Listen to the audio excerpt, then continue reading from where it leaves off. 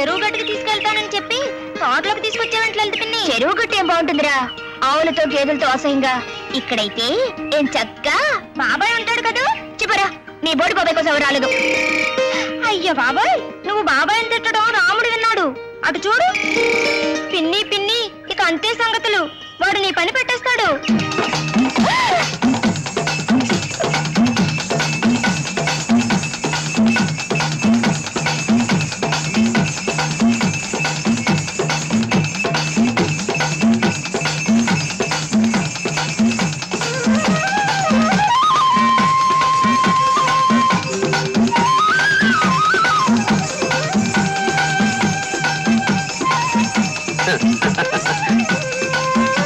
రాముడు చాలే ఆగరాయిక.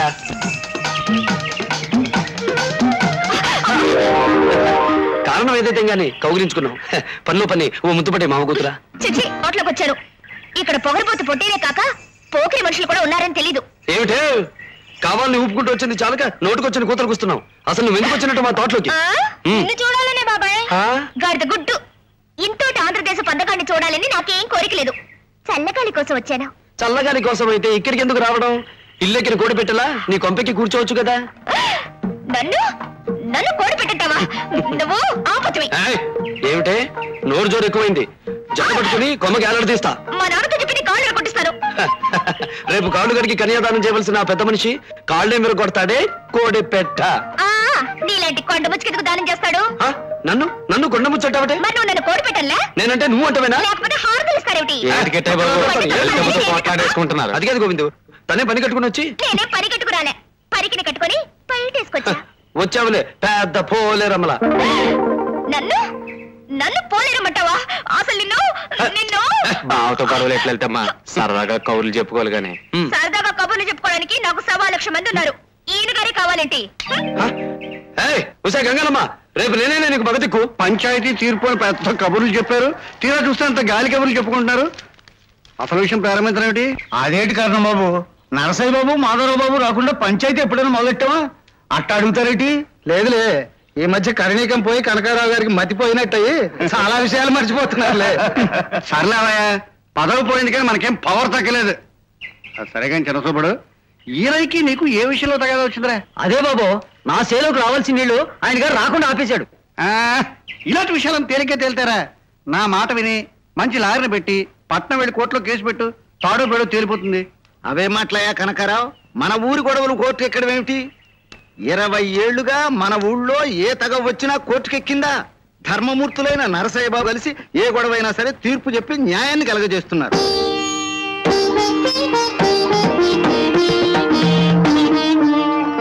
ధర్మయ్య తాత,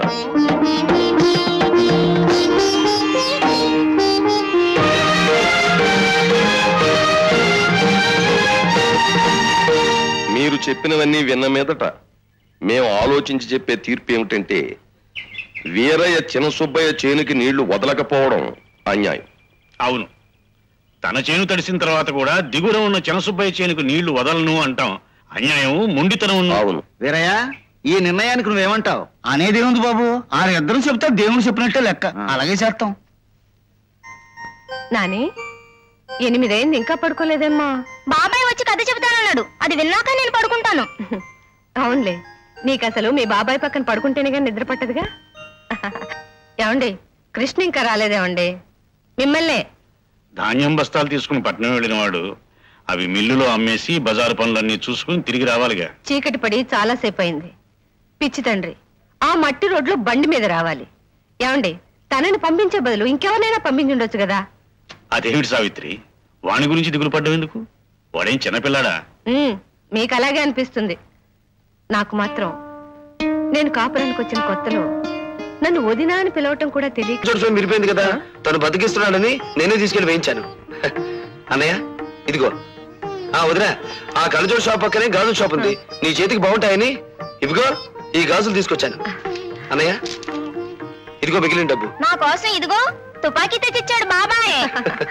అది సరే కృష్ణ, మా అందరికి ఏదో ఒకటి తీసుకొచ్చి. మరి నువ్వే కొనుక్కున్నావు?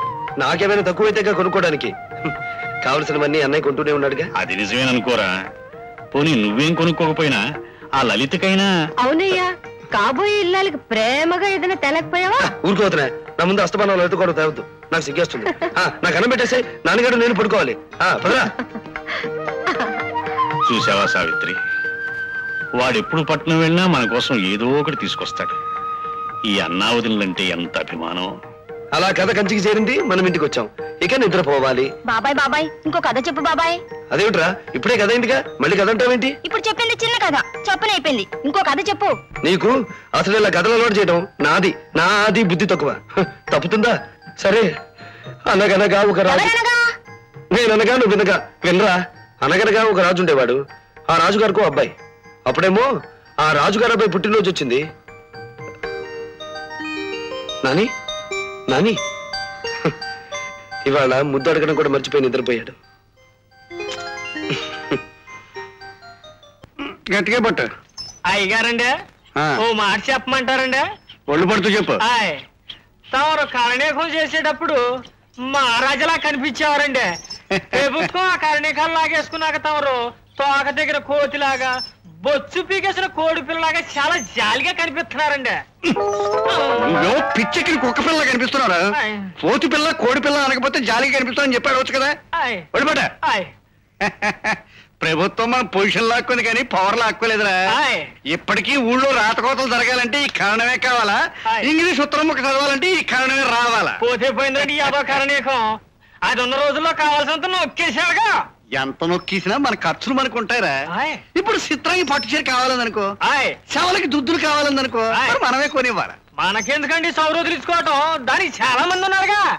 ఎంతమంది అయినా ఉండొచ్చురా, కానీ మనం అంటే దానికి స్పెషల్ మోజు. అబ్బా బ్రహ్మాండమైన మన ఫిగర్, అదిరిపోయే మన ఫేసు, దడదలాడించే మన మెల్లిగా మెల్లిగా మెల్లిగా ఎంతమందికి ఉంటారా? మరి మనం వెళ్ళిన రోజే దానికి శివరాత్రి. అంటే తమరు వెళ్ళిన రాత్రి దానికి జాతర అన్నమాట. మరి ఏంటనుకున్నావురా? మనం వెళ్ళామంటే ఆ రాత్రి మంచం కోళ్ళు ఇరిగిపోవాలి. మరి మనం మాలిచ్చేసిన ఒళ్ళంటే ఉక్కు ముక్కలాగా ఉండాలి. మరి చెయ్యొదిలి. నమస్కారం అండి కనకయ్య. మిమ్మల్ని పాలు మా ఏర్భద్రం గారు పిలుచుకురమ్మన్నారు. వడ్డీల వీరభద్రయ్య మనల్ని రమ్మన్నాడంటే ఏదో అప్పు లిటిగేషన్ అయి ఉంటుంది.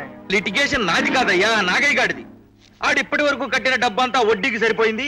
అసలు 500 అలాగే ఉందంటే ఆడి వినిపించుకోడేంటి? నేను తలుసుకున్నానంటే నీ పాక పీకించి నీ గొడ్లను నా దొడ్లో కట్టించేయగలను. అబ్బా అప్పుడే తొందరపడిపోతారేమిటండి? వాడికి 6 రోజులు టైం ఇవ్వండి, డబ్బు తీసుకొచ్చి వాడే ఇచ్చేస్తాడు కదరా. నాగే వారం కాదు బాబు, తమరు ఏడాది గడువు ఇచ్చినా కూడా ఆ డబ్బు నేను కట్టుకోలేను బాబు. నువ్వు చెల్లించుకోలేకపోతే ఎలా తీసుకోవాలో నాకు తెలుసురా. వచ్చే శుక్రవారం లోపల నా డబ్బు నాకు తెచ్చివ్వకపోతే నేను చెప్పింది చేసి తీరుతా. లలిత లలిత నాకు ఆ పెద్దకాయ కోసివే. కంగారు పడతారు. ఎవరో మామిడికాయ దొంగలు. అమ్మో మీ చిన్నబాబు వస్తున్నాడే. వస్తారా నీవే, నాకేమైనా భయవా?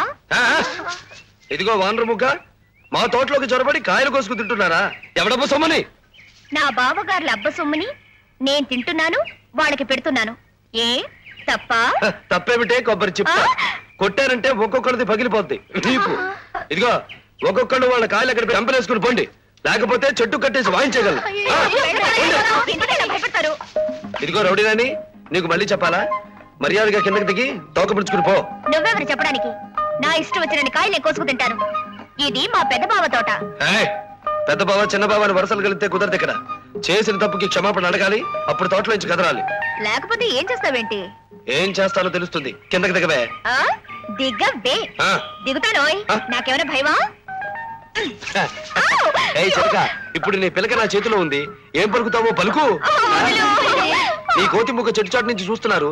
ఈ దెబ్బతో వాళ్ళకి నీకు కలిపి బుద్ధి రావాలి.